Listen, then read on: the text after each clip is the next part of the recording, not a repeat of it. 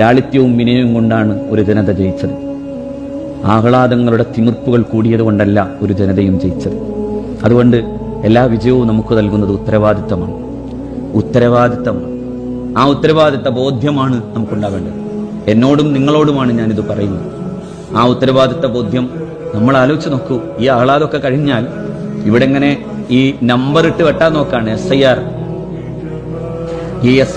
Voters ലിസ്റ്റിൽ നിന്ന് വെട്ടി അവസാനം പൗരത്വം വെട്ടിപ്പോകുമ്പോ പൗരത്വം തെളിയിക്കാൻ വേണ്ടി ചെന്നു നിൽക്കുന്ന ഒരു 5 അംഗ സംഘം ചെല്ലാണെന്ന് വിചാരിക്കുക. ആ 5 അംഗ സംഘത്തിൽ ഹൈന്ദവ സഹോദരനുണ്ട്, ക്രൈസ്തവ സഹോദരനുണ്ട്, ബൗദ്ധ സഹോദരനുണ്ട്, മുസ്ലിം സഹോദരനുണ്ട്, ജൈന സഹോദരനുണ്ട്. അവിടെ ചെന്ന് നോക്കുമ്പോൾ ചോദിക്കും, നിങ്ങളുടെ തെളിവെന്താ?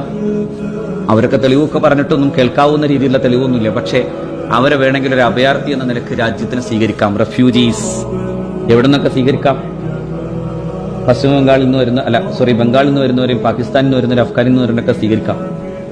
അപ്പം പിന്നെ നമ്മളെ സ്വീകരിക്കാൻ വേണ്ടി ഗവൺമെന്റിനോടോ ഉത്തരവാദിത്തപ്പെട്ടവരോട് പറഞ്ഞാലോ നിങ്ങളെ സ്വീകരിക്കാൻ പറ്റൂലല്ലോ. കാരണം സിറ്റിസൺഷിപ്പ് അമെന്റ്മെന്റ് ആക്ട് പ്രകാരം നിങ്ങൾ ഈ ലിസ്റ്റിൽ വരുന്നില്ലല്ലോ എന്ന് പറയുന്ന കാലത്ത് നിന്നിട്ട് വേണം തുള്ളിച്ചാടാൻ. അള്ളാഹു കാക്കട്ടെ, പടച്ച റബ്ബ് കാക്കട്ടെ. അത്ര വലിയ ഉത്തരവാദിത്തങ്ങളുടെ മുകളിൽ നിന്ന് വേണം നമ്മൾ ചാടാൻ. അള്ളാഹു റബ്ബുൽ ഇസ്സത്ത് നമുക്ക് കാര്യങ്ങൾ ബോധ്യപ്പെടാൻ തൗഫീഖ് ചെയ്യട്ടെ.